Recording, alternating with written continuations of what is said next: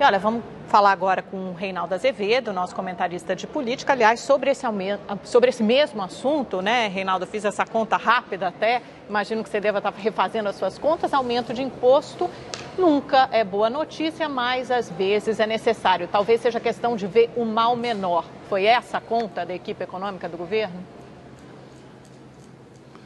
Boa noite, Amanda. Foi essa a conta. Veja só. A Salete destacou há pouco que o IPCA 15 registrou uma deflação de 0,18%. Há fatores sazonais aí, como queda de preço de alimentos. Mas se a queda de preço de alimentos faz com que você tenha deflação, é um sinal de que você não tem pressão inflacionária nos demais itens.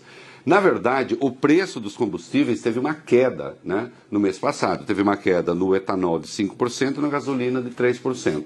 Então o governo está escolhendo fazer um aumento de imposto justamente num produto ou numa área, né, que passou por uma queda recente de preços.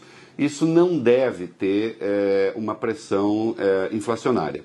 Vamos lá. Aumentar imposto é bom? Não. Só que nós temos um déficit estabelecido, definido, de 139 bilhões, o que já é uma enormidade. É uma enormidade, mas é muito menor do que os 175,5 bilhões, que é o cálculo anterior. Então, veja só, o governo está tendo de cortar gastos e não teve jeito. Quer dizer, o que é pior para as expectativas econômicas, o que é pior para o mercado, o que é pior na precificação que os agentes econômicos fazem em relação ao governo, quando ele não cumpre a sua meta. Então, para cumprir a meta, foi preciso, sim, essa elevação de imposto. Não é uma boa notícia em si, mas é uma boa notícia, sim, o fato de que o governo está lutando para manter o limite do déficit em 139 bilhões, e aí sem ter receio, inclusive, de cortar despesas. Agora, é claro que também os ultraliberais, né, costumam fazer essa crítica. Por que o governo não corta mais despesas? A Salete lembrava há pouco, né? Você tem um limite de corte, que depois é a paralisação da máquina. Você vai fazer o quê? Vai jogar os doentes fora? Vai deixar os pobres sem professores? Não tem jeito. Então, esse corte vai ter que ser feito, sim, aos poucos, né? Não dá para ser de outra maneira. E, se preciso, você eleva imposto. Aí você tocou na expressão correta, né? Que é um pouco uma máxima do Kant e também do catolicismo, né? É escolher o mal menor. Reinaldo, boa noite. O juiz Sérgio Moro determinou o bloqueio de mais 9 milhões nas contas do presidente Lula. A defesa recorreu ao TRF4, que é o Tribunal de Porto Alegre, que vai julgar o Lula em recurso contra esse bloqueio de dinheiro e dos bens do presidente. Tem aí 2 imóveis também que foram, bloqueados pelo presidente, pelo juiz Moro. E aí eu pergunto, esse recurso, na sua opinião, vai ser bem sucedido?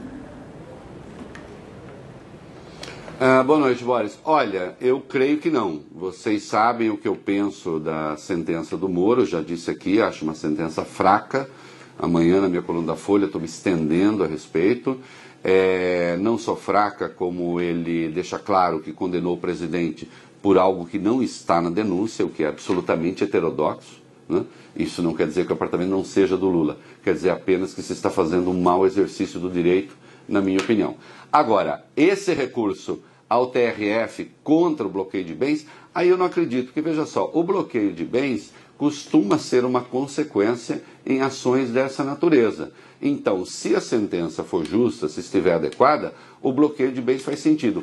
Quero crer, porque veja, note, a defesa do Lula vai recorrer ao TRF contra a sentença como um todo, mas está entrando com recurso especial contra o bloqueio. Eu acredito que, por uma questão de bom senso, o TRF deixará para cuidar de tudo no seu conjunto.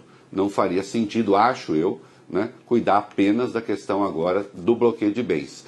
A argumentação da defesa até faz algum sentido, dizendo que o Ministério Público Federal não tem competência para pedir o bloqueio de bens, eles pediram, né? É um debate razoável. Está dizendo que há bens ali bloqueados antes mesmo de o Lula, que eram do Lula antes dele ser presidente. Também é uma argumentação razoável, mas acho que o TRF não vai entrar nessa e vai deixar para cuidar da coisa no seu conjunto. O Reinaldo, e por falar em Lula, ele deu uma entrevista hoje a 3 jornalistas na internet, né? Faz um resumo para a gente. O que você destacaria dessa fala, além de que o PT é o melhor de todos os outros partidos? Enfim. Olha, Mandinha, é impossível fazer o resumo. Quando eu falo uma coisa assim que é para ser sentida na alma das pessoas, então não posso resumir. Deu uma entrevista ao José Trajano, ao Juca Kfouri, ao Antero Greco, 3 jornalistas de esquerda, portanto estavam num território amigável. Quando eu aponto isso, não há nenhum problema em que me identifique como jornalista da direita democrática, não tem nenhum problema.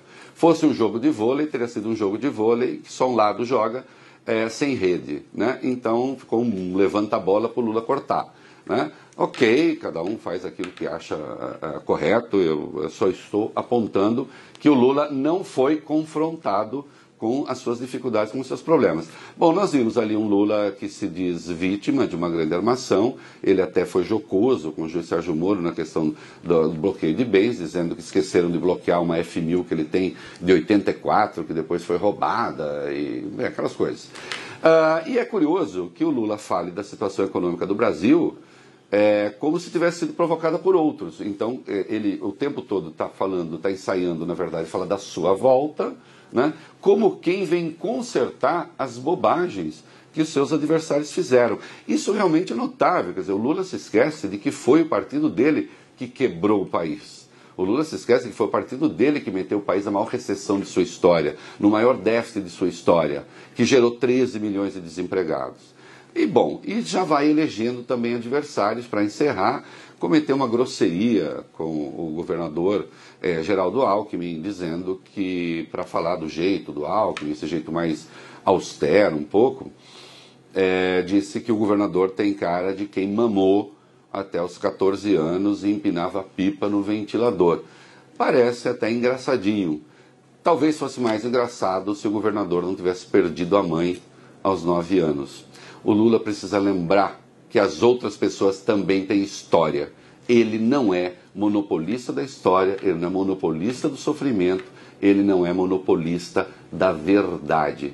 O fato de eu contestar a sentença que o condenou não quer dizer, Lula, que eu acho que você é inocente, entendeu? Reinaldo, obrigado, boa noite e até amanhã.